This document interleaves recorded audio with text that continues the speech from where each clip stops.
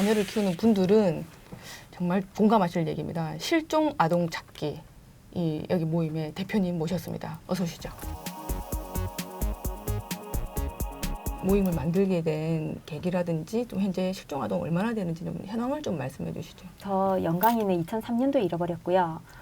제가 잃어버리고 나서 보니까 이미 수십만을 잃어버린 부모님들이 계셨던 거예요. 그분들이 노력하고 계셨는데 또 영광이 사건이 터지면서 언론에서 좀 이슈화가 되었어요. 왜냐하면 거의 대부분의 부모님들이 아이를 손잡고 시장에 가다가 혹은 뭐 집 앞에서 놀다가 그 부모의 책임이 많았는데 영광이 같은 경우에는 어린이집에서 소풍 갔다가 어린이집 선생님의 책임인데 그게 국가에서 어떠한 대책도 뭐 정책도 없는 거에 대해서 많은 부모님들이 함께 공감해 주시고 분노해 주시고 그렇게 하면서 또 혜진이 예슬이 뭐 사건도 터지고 많은 아이들이 없어졌는데 찾아보니 변사체더라. 그래서 이 실종이 굉장히 심각한 사회 문제구나. 아이들을 뭐 그때 저출산인데 많이 나라고 하는 것보다는 잘 키울 수 있는 환경을 만들어 달라. 그래서 어머님들의 많은 여론과 언론의 그 도움으로 이제 2005년도에 실종아동법이 만들어졌고 그런 과정에서 실종아동 인권찾기 협회라고 처음에는 실종아동 우리도 인권이 가족들이 너무나도 피폐해지고 무너지고 있다. 가족들 해체가 다 되고 아이 한 명 잃어버리면서 아버님들 다 거의 알코올 중독 다 되시고 어머님들 암 다 걸리시고 그 세월들이 너무나도 힘든 세월들을 그래서 부모님들이 좀 연대를 해서 목소리를 내자. 그래서 이제 연대가 만들어졌고 그럼 장기적으로 이렇게 실종이 돼서 찾지 못하고 있는 아이들 그리고 치매 어르신까지 해서 한 800~900명 정도다. 네네. 장기 실종이라는 거는 48시간 내에 못 찾는 경우. 예. 과거에 뭐 80년대, 90년대까지만 해도 우리나라가 그렇게 넉넉한 환경이 아니다 보니까 또 아이를 잃어버려도 아유 그냥 운명인가 보다라고 해서 또 한 번 그때 실종 접수를 경찰에 했기 때문에 이 데이터가 못 찾은 경우에는 계속 그 데이터가 경찰에 있겠거니 하고 재신고를 안 하셨는데 최근에 또 계속 혹시나 싶어서 신고를 했는데 누락돼 있는 데이터가 굉장히 많은 거예요. 그래서 그 데이터가 지금도 또 계속 과거에 20~30년 전에 잃어버리셨던 가족들이 예를 들면 올해 4월 20며칠 날 찾은 사례가 있어요. 지금 가정도 40년 만에 찾았는데, 네, 여동생이 언니 찾겠다고 이제 엄마가 평생 언니 이야기를 하면서 한스러워 하시니까 그 여동생이 1년 전에 실종 신고를 다시 했어요. 그랬는데 요번에 그 시설 데이터를 찾다가 극적으로 그 시설 아동 데이터하고 언니 사진이 매칭이 돼서 지금 올 4월 말에 또 한 명 찾아서 상봉을 했거든요. 그래서 중간중간에 입양 관련돼서 시설에 있었던 데이터로 계속 지금 찾아지고 있고 DNA 매칭으로 찾아지고 있는. 우리는 잃어버렸지만 그 아이는 일단은 시설에 가 있은 경우에는 입양도 많이 보내줬군요. 그러니까. 예를 들면 영광이가 2003년 10월 달에 잃어버렸는데 우리는 해운대구에서 잃어버렸어요. 그런데 동래구에서 제보가 들어왔어요. 그래서 밤 10시가 넘어서 11시 가까이서 동래구 경찰서에 전화를 해서 순찰차 한 바퀴만 돌려달라 이런 제보가 왔다 이랬더니 우리 지구대에서 우리 관할에서 일어난 사건도 아닌데 우리가 왜 돌아야 되냐 라는 자식이 없나 봐.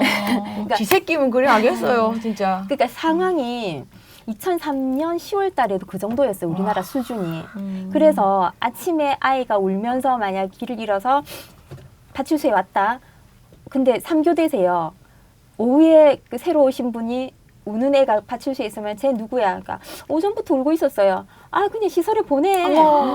그래서 시설에 가요. 이 경찰이 이 남편 가는 되나?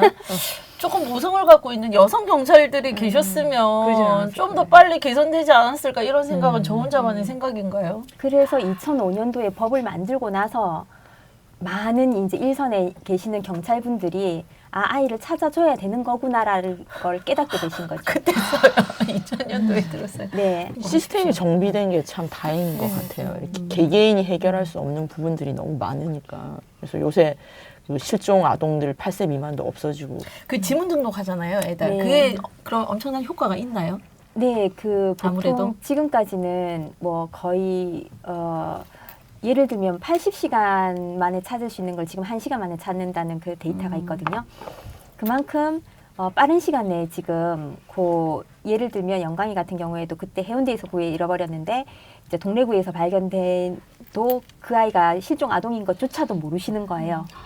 그런데 지문으로 한번 등록이 돼 있으면 바로바로 연계가 서로 되니까 어느 집 아이인지 이제 바로 찾아지는 그렇죠. 거죠. 그 아이의 뭐 특징이나 아무튼 주민등록번호하고 부모님께서 그 안전 드림 앱이라고 또 앱이 있어요. 그 안전 드림 앱. 네네. 그 앱으로 바로 지문 등록을 할 수도 있는데 좀 힘든 여러 가지 절차가 까다로우셔서 아 요새는 휴대폰으로 네네. 그냥 이 집에서 집에서 바로 기능이 있으니까 네네. 아 좋네요. 네, 휴대폰으로 안전 드림 앱이라고 있어요. 경찰청에서 만든. 자막 빨리 넣어주세요.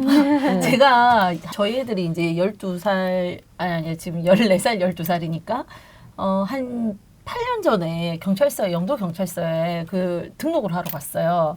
근데 어느 부서에서 하는지 모르시는 거야. 그래갖고 뭐 생활안전과인가 그때 찾아가가지고 했는데 영도에서 이거 지문 등록하러 온 사람이 제가 처음이라는 거예요. 그래서 자기들이 그 업무를 처음 해보신다 하더라고요. 근데 하고 나니까 저 안심이 얼마 전에 1년 전에 어떤 의원님께서 그 정책 질의하셨는데 그 데이터 경찰에서 국가에서 관리하는 게 아니라 민간단체에서 관리한다는 걸 알게 되었어요. 그래서 그런 부분도 사실은 이게 개인정보기 때문에 굉장히 위험한 부분이라서 그런 것도 정책적으로 좀 더 꼼꼼하게 해야 될 필요가 있는 것 같아요. 개선돼야 될 부분도 많네요. 네. 그걸 민간단체에서 관리를 해요? 네네. 그것도 또 의외네요. 그래서 그냥 시민들은 경찰에서 다 채취를 하니 국가에서 네. 관리를 하겠지 했는데 네. 그 기계를 만드는 회사 자체가 민간 회사니까 그 정보가 그쪽으로 또 다 흘러가고 들어가고 어떤 그런 부분에서 좀 더 관리가 좀 잘 되어야 그래야지 부모님들이 더 안심하고 등록률이 높을 텐데 이 행정이 얼마나 전산화돼 있고 이 4차 산업시대에 IT 강국 IT 코리아에서. 강국에서 지금 저는 이 말씀을 믿을 수가 없을 정도예요 지금. 외국 같은 경우에는 장기 실종을 찾는 가장 큰 방법을 얼굴 변형 프로그램으로 어릴 때 얼굴을 커서 20대, 30대, 40대에 그 부모님과 형제의 그런 사진까지 다 매칭을 해서 굉장히 흡사하게 만들어놓은 거를 제가 2007년도 미국하고 캐나다를 직접 그 실종 단체를 민간 단체를 찾아가서 영광이 사진을 그때 7세 거를 만들어 왔었어요. 그거를 가지고 보건복지부 경찰청에 우리도 이거 빨리 만들어 달라. 그래서 올해 이제 완전히 시스템화 되었어요. 네. 한번 내가 혹시나 싶어서 그냥 가까운 파출소에 가서 내가 이런 상황인데 DNA 검사 한번 해보고 싶습니다 하면 지금은 다 해주세요. 공짜로. 한국에서도 네, 한국에서 지금 가까운 파출소 바로 옆에 있는 파출소에 가서 내가 어릴 때 고아원에서 자랐는데 혹시나 우리 부모님을 찾고 싶습니다 하고 신청만 하면 다 접수를 받아주세요. 이거 되게 중요한 그러니까 정보예요. 네, 그래서 DNA 검사를 다 해주세요. 왜냐하면 실종 부모님의 그 1000명의 데이터가 지금 이미 올라가 있고 그래서 그 샘플군이 없어서 지금 매칭을 못하는 거라서 그렇게 본인이 고아원에서 자랐든지 아니면 불법 양육에 어떤 의심이 든다면 바로 그냥 지금이라도 가까운 파출소에 파출소. 살짝 가서 검사 한 번만 해주세요 하면 접수를 다 받아주세요. 아유, 좋은 그럼 지금 정보. 영광이 지금 몇 살? 좀 20살이 넘었겠네요. 지금 고3, 고3 나이인가요? 2001년생이면 지금 아, 고3 나이인데 누군가가 데리고 가서 그 아이를 3년생으로 출생신고할 수도 있고 2000년생으로 출생신고도 할 수도 있고 이름도 전혀 달라졌고 주민등록번호도 다 달라졌는데 우리 주민등록 등본에는 다 있어요. 영광이가. 근데 문제는 군대에 가게 되면 영장 발급을 하잖아요. 우리 주민등록상에 있으면 영장 발급이 계속 나오는 거예요. 아이는 없다라고 하면 그러면 주민등록상에서 말소를 시켜라는 거예요. 우리는 못한다. 국가에서 찾아주지는 못할 망정 두 번 주겠냐. 우리 주민등록상에서 말소 못 시킨다. 그러면 계속 그 법적으로 벌금을 문다든지 어떤 그런 제재가 계속 들어오는 거예요. 그래서 많은 실종 부모님들이 아들 가진 부모님들이 이미 주민등록상에서 말소가 다 되어 있어요.